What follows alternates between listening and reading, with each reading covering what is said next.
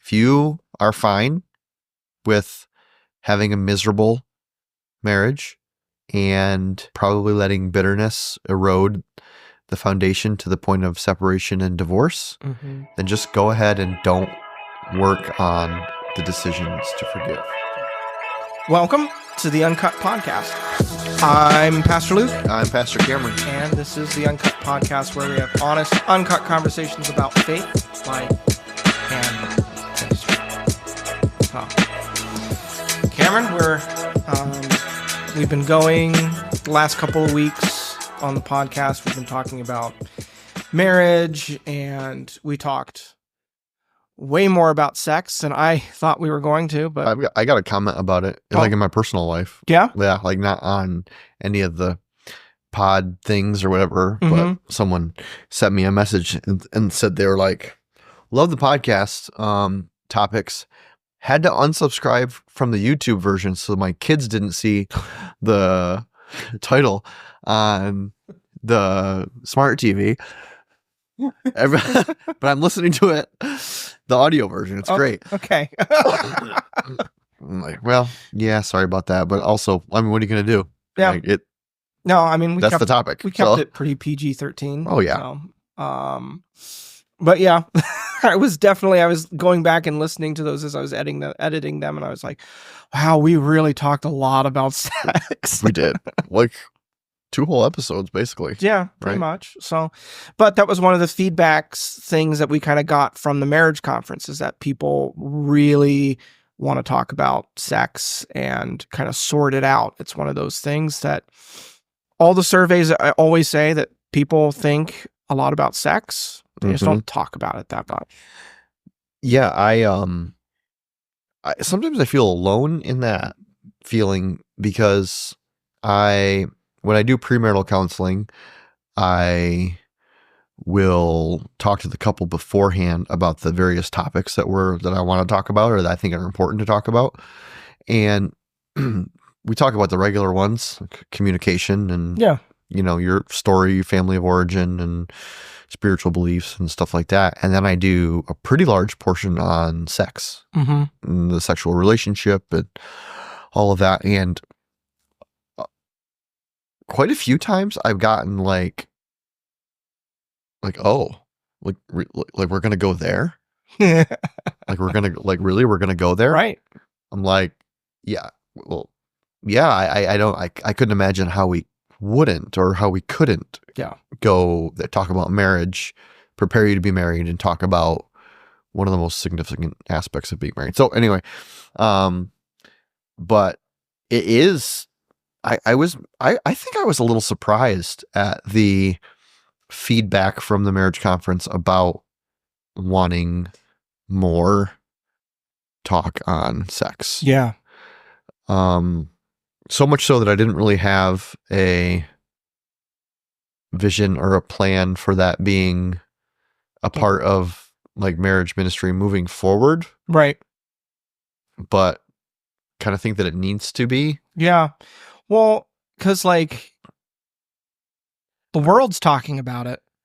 Right. We're this like the most sexually charged culture. Yeah. Well, maybe not. Maybe not ever. Maybe not ever, but like it's a different type of sexually charged culture. Right. Sex is everywhere. Schools talk about it. YouTube videos talk about it. Your songs, your magazines, everything is talking and saying something about sex. Right. I'll like we weren't planning to really go down this rabbit hole, but like I think it's worth saying, like, I grew up in a home, kind of conservative Christian values and culture, and my family wasn't like we only watch Veggie Tales in this house kind of family, because we were kind of coming to faith as I grew up. But we had kind of these Christian values, and we didn't talk a ton about sex in our house. Actually, we didn't talk about sex at all. We just changed the channel anytime an ad came up that was like provocative, or if Everybody Loves Raymond episode was talking too much about sex. Yeah. But as a kid growing up, that communicated certain things to me about what sex was. Sex was taboo. Dirty, don't talk about it. Sex is the thing that nobody really talks about, but everybody laughs about. Mm-hmm. It's the thing that every guy wants and every woman is ashamed about. Like, Yeah, or like tolerates. right? Mm-hmm. And that was the message that I got Mm-hmm. from a family that didn't talk about sex Mhm. or didn't live in tried to avoid the sexualization of everything, tried to kind of, as best as they could kind of manage the sex that was just kind of coming into the household through our media and the way we talked Mhm. about it. And those were still the messages that I came away with, and I've had to work to build a more biblical understanding of sex out of that. So, like, we are forming our thoughts, our identities, our patterns around sex, whether we're talking about it explicitly or not, is I guess the point that I was trying to make there. We're always being formed. It's what is forming us. Right. Yes, that's really the question. Is the world forming our, and what I should say is the world deforming our mind about sex? Yeah. Or are we being conformed to God's word, God's design, God's desire for sex? So it's always out there. Want to have conversations about it, but maybe be thinking into 2025 about how we integrate the conversation of sex and marriage and all of that into ministry. I don't know. I don't know. It's not something that we've got all figured out and integrated, but it seems to be at least a felt need point. So, yep. Yeah. Yeah, but so we want to continue that conversation because there's more to, even though we spent 2 episodes kind of really talking about sex, there's more to talk about with marriage. Mhm. There's other ways of connecting and building into relationship that aren't just sexual in nature. There are other things. And so we wanted to take this episode, talk about kind of patterns to avoid. Is what we're kind of talk about. So, Cam, do you have like a within marriage itself? Do you have an idea of where you kind of want to move in that conversation? Yeah, there's a few things as we were talking about what we could talk about on the podcast as coming out of the conference. One of there's the things that you want to pursue, and there's the things that you want to avoid. And I think that I have found that there are some fairly typical patterns that can be just landmines. Yeah. In most relationships, but definitely in marriage relationships. So I get, if we just jump right into it, I would say like one of the first, these are in no particular order, but one of the first would be a pattern of selfishness. And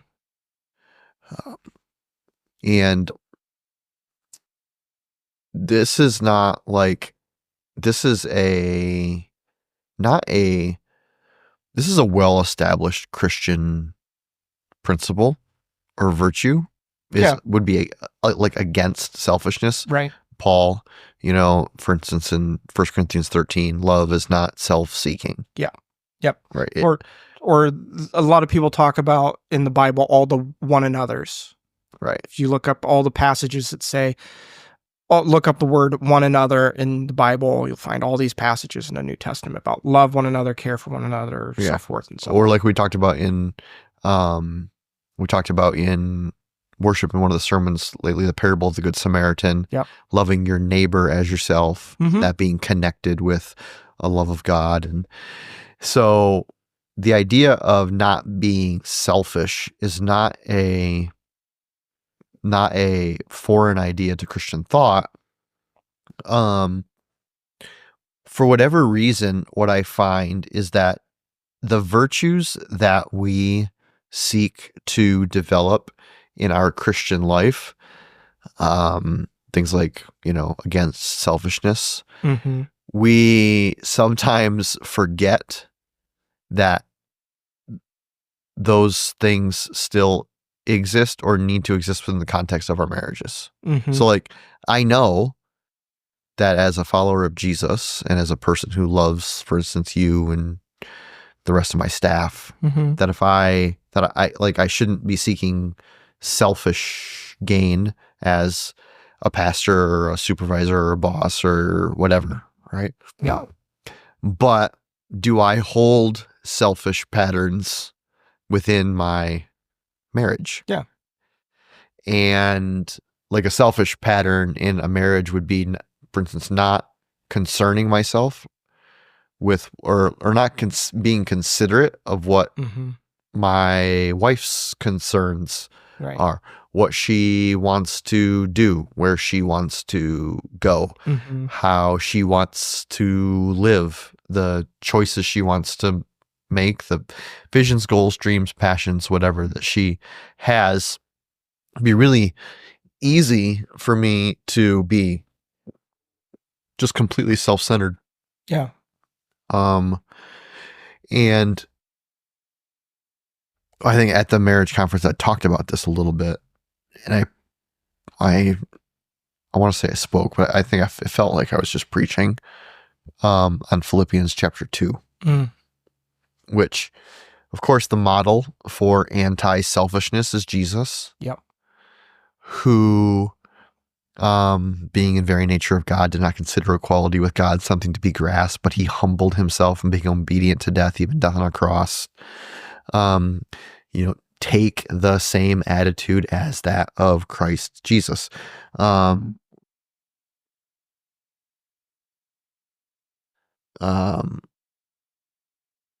attitude should be that as the same as Christ Jesus. Do nothing out of selfish ambition or vain conceit, but in humility consider others better than yourselves. Each of you should look not only to your own interests, but also to the interests of others. And so, like, for whatever reason, that is we think about that in terms of our relationship with others. Yeah. But a lot of the times it escapes, like, oh no, this is actually something I should be pursuing in the most important human relationship that I have. Yeah.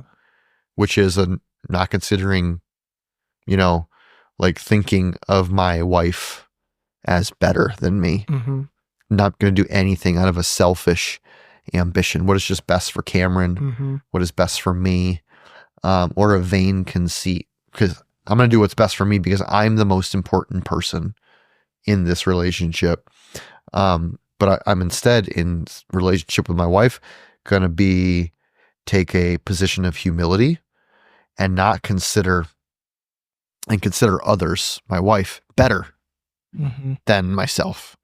I take that position of humility and allows me to see her in a non-selfish way, so that I am now looking not only to my own interests, which is interesting because like Paul's not insinuating that we need to completely just like self-flagellate and mortify to the sense that we lose all individuality, or maybe that's the wrong word. We lose all sense of like what's important to us, so sense of self, but we're just not looking to what is only best for us. Right. We're also looking to what is best for the other. Yeah. Well, and that's the paradox of really all Christian relationships, but particularly the marriage relationship, is when the other person does the same, it works out. Yeah. But it's that risk of, when you get into a stalemate of something and like, who's going to be the first one to humble themselves or to like express love or seek connection. And if we're both like, well, I'm waiting for the other person, you'll both be waiting for a long time. Forever. Yeah. Someone has to go first. Yeah. And it should be a race to the place of humility. Like trying to, it's maybe a little oxymoronic, but like trying to outdo one another in the showing of honor. Yeah. Outdo one another in the showing of service. I've used the phrase here, I kind of before, like race to the back of the line. As conduits, we should be racing to the back of the line, racing to the bottom of the proverbial ladder. Yeah. Not stepping over people to get to the front, not trying to put ourselves out in front of others, but going and being with the last, making ourselves the last, because that was the attitude of Jesus, is that he had all authority. Yeah. If there was anyone that deserved to be at the front, Right. it was him. Right. Right. And we might say that in our marriages, like, well, I am X in the marriage. I'm the major breadwinner, or I take care of the kids in the home, or I work really hard, or I am older, or I am like, whatever it is, whatever reason you give, justification for the privilege or the right or whatever. Because I'm a male. Yeah. Right. Right. Or because I'm a female. Whatever it is. That Jesus had every reason. Mm-hmm. And in the midst of having every reason, the word says that he humbled himself, that he made the choice. Yeah. So it was a willful position of humility that he took he made himself nothing. Yep. Taking the very nature of a servant. He humbled himself and became obedient to death, even death on a cross. Therefore, God exalted him to the highest place. So I think a pattern to avoid in marriage is a pattern of thinking too often and too much of ourselves. Yeah.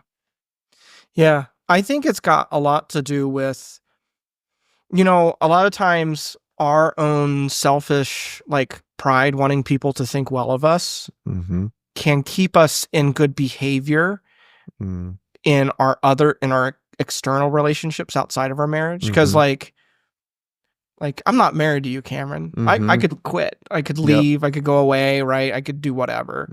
But your wife's married to you, right? And same with my wife. And it's easy to, that safety and security is a blessing in the marriage relationship.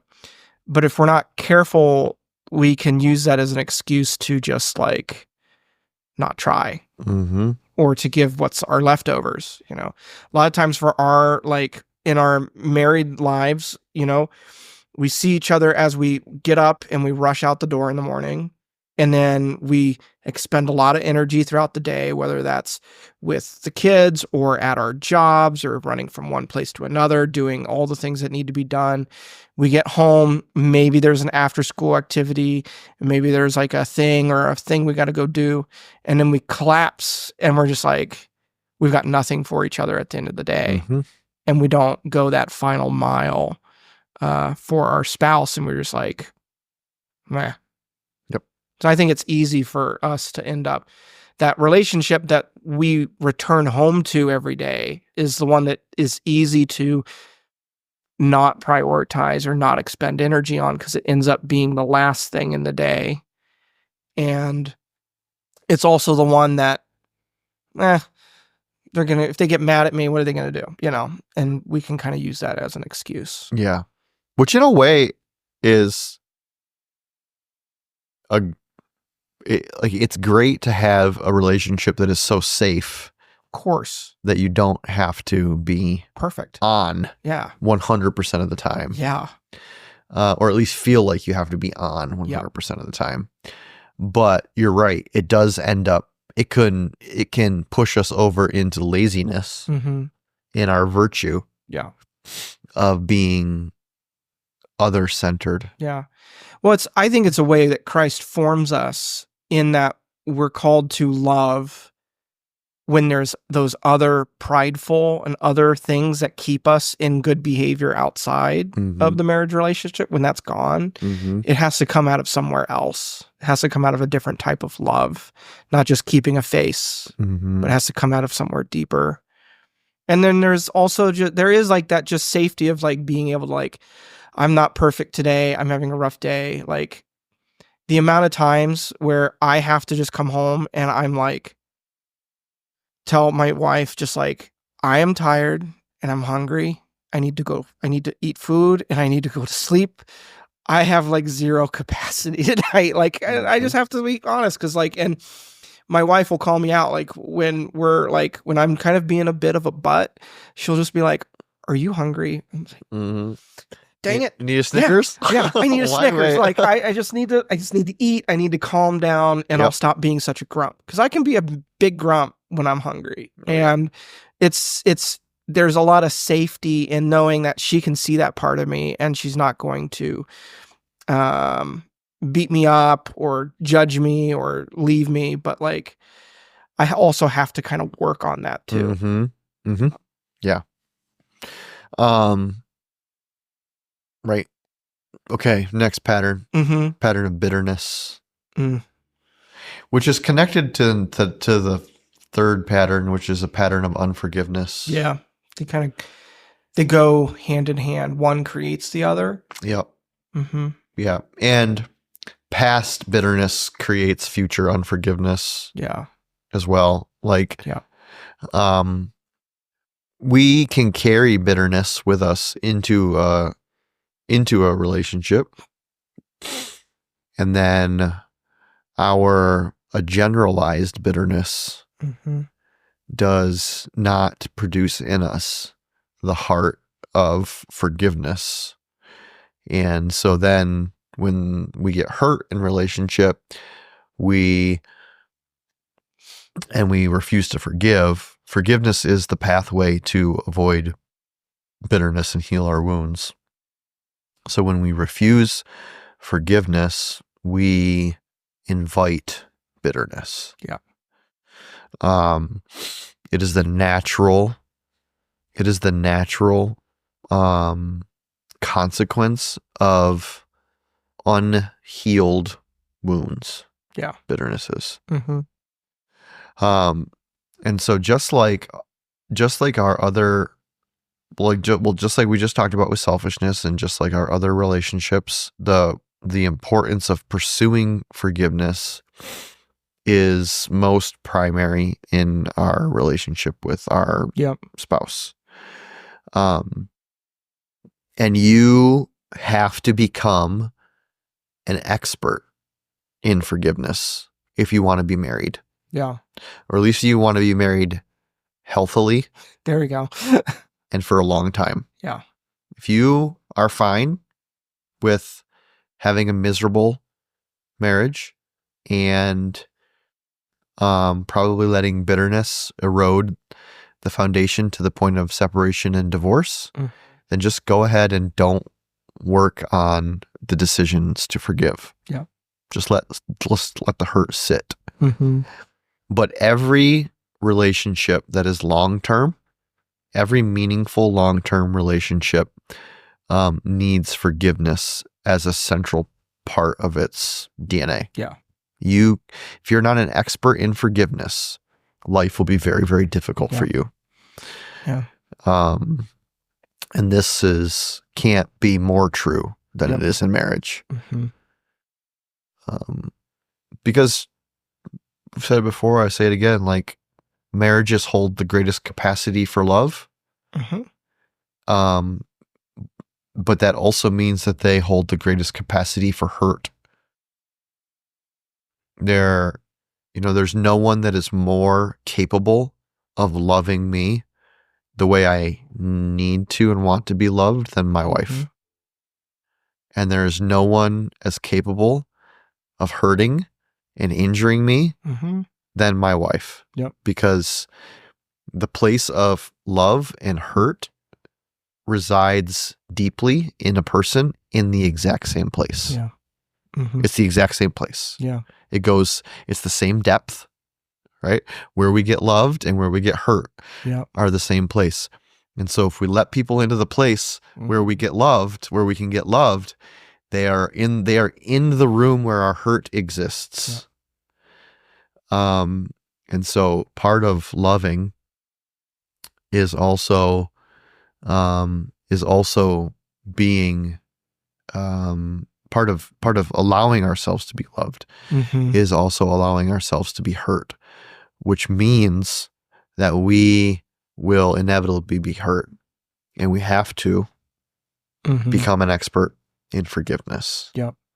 I think it's C.S. Lewis in his book on the Four Loves has a portion where he talks about, he says, if you never want to be hurt, you never want to experience pain, you can do that. You just have to never love. Yep.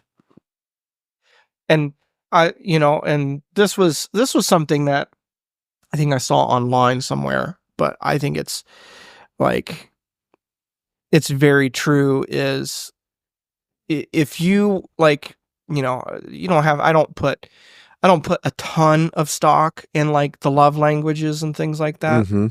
There's some, it's helpful, right? Like it's kind of like a little neat personality test, but they were kind of like, if you name kind of the way in which you didn't receive love very often as a kid, place where you were hurt as a kid, you didn't feel loved or accepted, that is the place you will feel most loved by your spouse, and is most likely the love language you desire the most.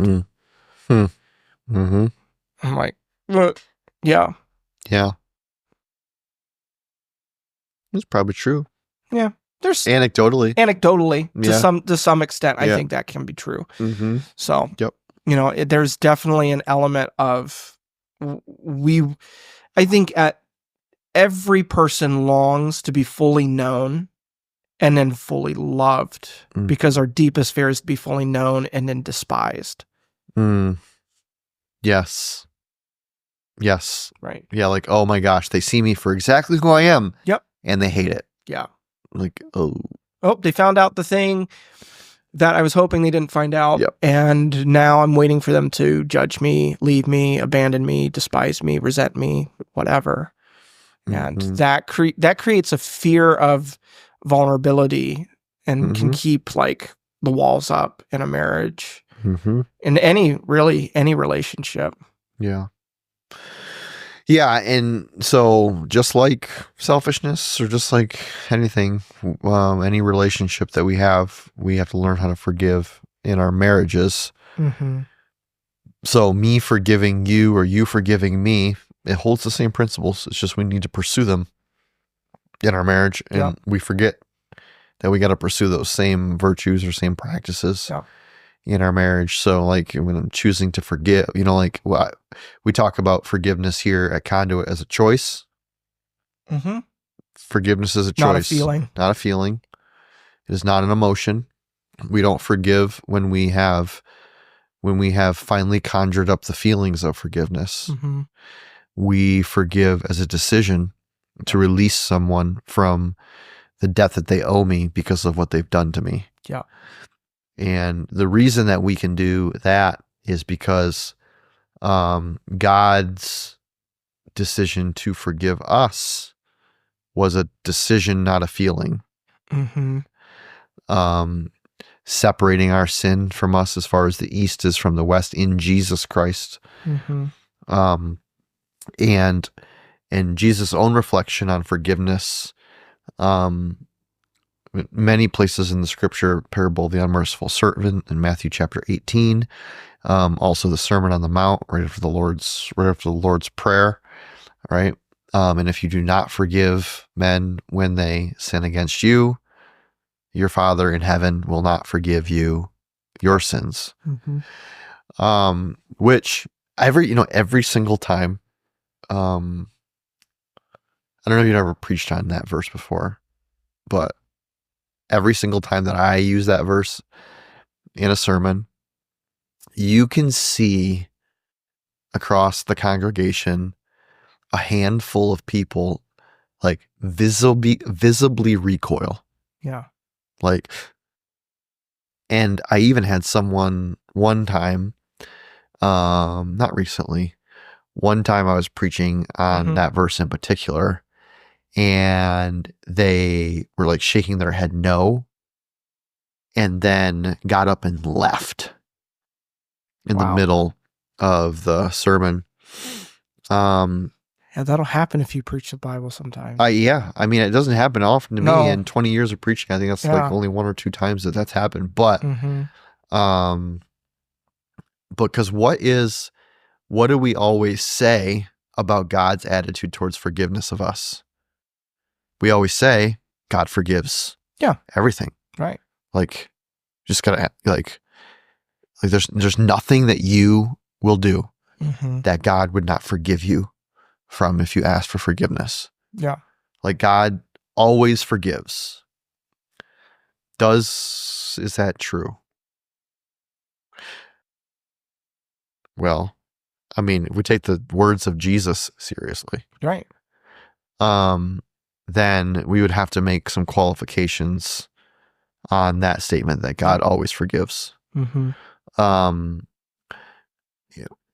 And I think what we ended up saying in the sermon series we did this past summer was that God makes forgiveness universally available, but not universally applied. Forgiveness is not universally applied, meaning everyone is forgiven no matter what, of everything no matter what. That would be universalism. Forgiveness is universally available to all those who call on the name of Jesus. But the words of Jesus are like, if I'm holding on forgiveness towards someone and I'm just like, I am not forgiving that person. Yeah. If I'm showing that bitterness has taken root in my life, they have hurt me. They have hurt me so bad. Yeah. I've worked with couples before who the wife is bitter or the husband is bitter or whatever for something that happened 20 years ago. Yeah. Long over with. Yeah. But actually not over with because they never forgave. And so it took root, the offense took root in their heart. And the fruit of that rootedness was bitterness. Yeah. And so it was the anger, the poison, the toxicity, that resentment and bitterness was as fresh today as it was 20 years ago when the actual event occurred. Yeah, because they've kept rehearsing it, replaying it over and over. And that was so hurtful. Oh, that was so painful. That was how awful. How could they? And then you revisit it like this awful, sick drink that just makes you sick. Yeah. And so the question, I guess, that we got there by saying, like, our forgiveness, the forgiveness that we receive from God is tied to the same measure in which we forgive others. Yeah. That's the plain words of Jesus in Matthew chapter 5, at the end of Matthew chapter 5. It's also the parabolic words of Jesus in Matthew chapter 18. Yep. With the whole parable of the unmerciful servant is that. Yeah. Go ahead. You will receive forgiveness and mercy in the same measure that you forgive others. Yeah. Which is like, crikey. Yeah. That's heavy. Yeah. That's heavy. Absolutely. So avoiding the pattern of unforgiveness by making decisions to forgive, knowing that you're going to be hurt in a marriage relationship. Yeah. Yeah. And that doesn't mean, right? Like, this is the thing that whenever you talk about forgiveness or we talk about forgiveness, there's always this, like, I guess there's this, like, fear of, like, well, does that mean that they just get to do whatever? Like, and that's, that, because we talked about selfishness first, right? Like, as people who are broken and imperfect, and as we receive unforgiveness, we want to, steward that well. We want to be people who actually try and keep our word and make positive change and not just live in the same patterns and continue to be someone who, I guess, isn't trustworthy with that forgiveness that's being given. Not that you earn it, because you can't. No. But, yeah. Third pattern to avoid, is bitterness. We've kind of talked about that, though. We kind of talked about that. Because bitterness just... Bitterness is just the fruit of unforgiveness. Yeah. That's all it is. And the one last thing I'll say about it is what happens, I think, with a lot of couples and in almost any relationship where there's bitterness or resentment is the person who is holding bitterness and resentment will miss and not receive the acts of love, kindness, and reaching out for connection that the other person is sending or giving. So even if there's like, this happens all the time when there's bitterness on both ends of the relationship, is one person will be drinking from their bitterness cup. The other person will be wanting to make connection or be loving or kind, and they'll do something nice or kind. And the person with the bitterness that they're drinking right now is just going to ignore it, push it back, reject it. And then they're like, oh, okay, fine. They're still bitter. I'm going to go drink my bitterness cup. And then then they just swap roles perpetually. And they never get onto the same page where they're both reaching out to each other at the same time. Yeah. So bitterness becomes kind of like this shield. Mm-hmm. Not even a shield, but like, I guess a shield that does not allow you to receive love in its most genuine form. Yeah. From another. And then it's like, this bitterness is really sticky. Like the moment someone acts in a way, you're like, oh, well, that's just another example. Add that to my bitterness. Right. Mm-hmm. And you just look and you just grab onto anything that feels like it matches that narrative that you've got going on. Mm-hmm. Mm-hmm. So, but anyways, that's the bitterness and unforgiveness. What's the fourth pattern? Idolatry. Yeah. Pattern of idolatry. So what, like, Cameron, does that mean I have a little tiki idol next to my bed? Like, is that what's ruining our marriage? Well, if you do, then it would be. Yeah, you're certainly a part of it. Just for clarity, I don't. Yeah. But what do you mean when you say idolatry? So, what I find is that couples get into a displacement of what is great by replacing it with what is good. Mm-hmm. And what is good is the most insidious enemy of what is great. Yeah. Because it's so close to the truth that it convinces us to continue to pursue it. Mm-hmm. So, as an example, probably one of the most significant examples, because it's a kind of a hot button topic for most people, obviously, is kids. Mm-hmm.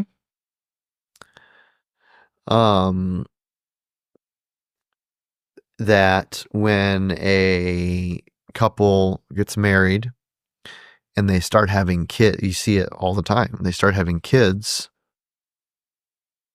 and are kids good? Kids are Tell me, great. like they're a In gift. theory, I don't have They're any, a but- gift. They're a gift from God, right? Yeah, absolutely. They are. Yeah, they're not just good. They're great. Mm-hmm. You know, but your relationship with your kids is not the most important relationship that you have. Mm-hmm. It's not even the most important human relationship that you have. Now we could go into all different types of scenarios, like if you're happen to be divorced and a single parent or widowed or whatever, Mhm. like I'm not talking about any of that. I'm talking as a baseline, a married couple still living together, have kids, and then all of a sudden, like, my kids are my world. Yep. And they live for their kids, Mm-hmm. and they become, in many ways, roommates Mm-hmm. and co-laborers in the job of raising the kids. Mm-hmm. Such a good thing. Raising kids is a Obviously, great no thing. one's gonna argue with that. But it's really easy for our relationship with our kids to become more important than our relationship with our spouses. And the best way for me to love my kids is to love my spouse. Yeah. To serve my spouse, forgive my spouse, to be selfless to her, to my family, to be forgiving. All of those patterns that we talked about, to put off bitterness. And so it becomes really easy to, we see this with empty nesters sometimes. Mm-hmm. The last kid leaves the house. And then everything falls apart. Yep. They don't know how to be married. Yep. They don't know how to be in relationship with one another. They don't know how to live together. They don't know how to connect. They don't know how to be vulnerable. They don't know how to be intimate. They don't know any of that because they just spent the last 18 years of their life idolizing parenting and idolizing their kids. And now they're in a place of like, I feel like I'm living with a stranger. Yep. Because you are. So that's a big one. It's a big one. The thing too is, don't make your kids live underneath that amount of weight. Right. Because even if the kids aren't able to name the fact that you're idol, like they wouldn't come to you and say, "Mother, Father, I think you've idolized me." Like they're not going to be able to articulate that, but they will feel the pressure that gets put on them to succeed, to make you happy, for that you're trying to put in there through living vicariously through them. Children were not meant to be turned to egomaniacs by making them think that they are the center of your world. Right. Yeah, it's not healthy for them. No. People do it. People idolize work. Yeah. You know, you get into a pattern of idolizing work. A good thing. Yeah, Work is a good thing. But when it becomes our primary focus, our primary drive, our primary place of vision and passion and effort and energy,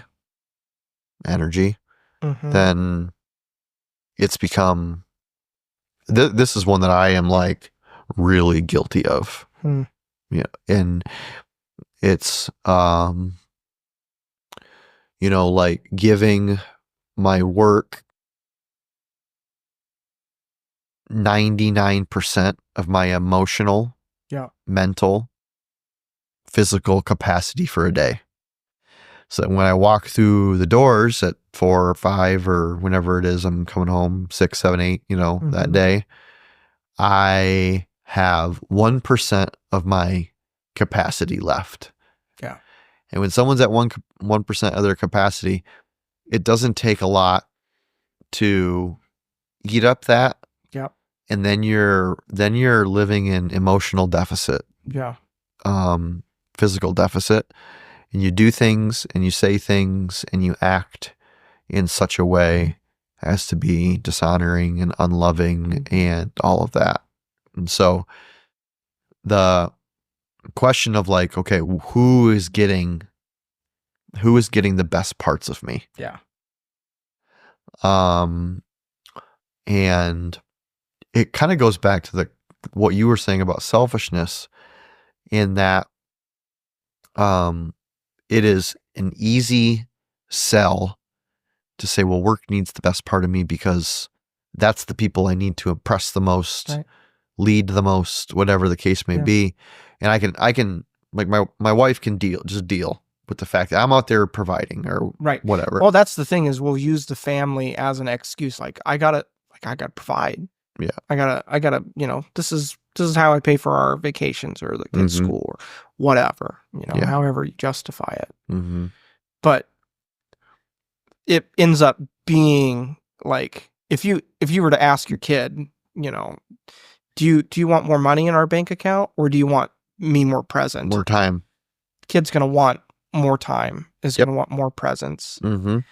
And, I think that's just it's so tempting because, in our jobs, sometimes our jobs can be a place where we feel a sense of control, a sense of accomplishment, Whereas if we don't feel that elsewhere, we can run to that as a place to kind of find that. Mm-hmm. Yeah. So does that mean, Cameron, that we just completely focus in on our spouse in totality? Actually, no.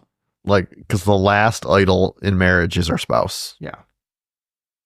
And it becomes so easy. Yeah. Like, all of our attention, all of our focus, all of our energy. And if you don't think your spouse can become an idol, your spouse can definitely become an idol. Very much. When you're running around in life managing their emotions, managing your emotions or your actions to make sure that they're happy. They like you. They're thinking good of you. Yep. Or even you're compromising some values that you have. Ideally, you'd want to have similar values, you and your spouse. Just the same values. Right. But doesn't always happen that way. Yeah. And so when you begin to compromise some of the values that you have, and that can be values around money, time spent, family, faith, whatever, you begin to compromise some of those values, you show that your spouse has a place in your life that is a place in your life that is unhealthily powerful. Yeah. Yeah. So our spouses are not the goal of marriage. Well, the goal is always Jesus. It's always the pursuit of Jesus. It's always the faithfulness of Jesus. It's always obedience to Jesus. It's always love of God more. Yeah. Just like in all of life. And so in all of life equals in all of marriage. Yeah. And idolatry is this, I think idolatry has a lot to do with identity. When we we want something from our job, our kids, or our spouse to give us something that's going to make us feel whole, to make us feel complete. I'm a great spouse. I'm a great dad or mom. I'm a great employee, boss. I'm accomplished. I can do these things. We're wanting some sort of identity statement to be filled by that idol, and spouses, kids, and a job can't fill it ultimately. Yep. Yeah. Okay. So these are some patterns that I would say to avoid. Avoid. Yeah. Selfishness, unforgiveness, bitterness, idolatry. There's lots. There's tons. But those are some that I see happening a lot and doing a lot of damage. Yeah. So join us in the next episode. We'll talk about patterns of connection. So not just the negative side of this, but the positive side of it. Yeah. And as we kind of wrap up our little post-marriage conference series on it. So yeah. Send us your questions and comments as always. And we'll see you next time.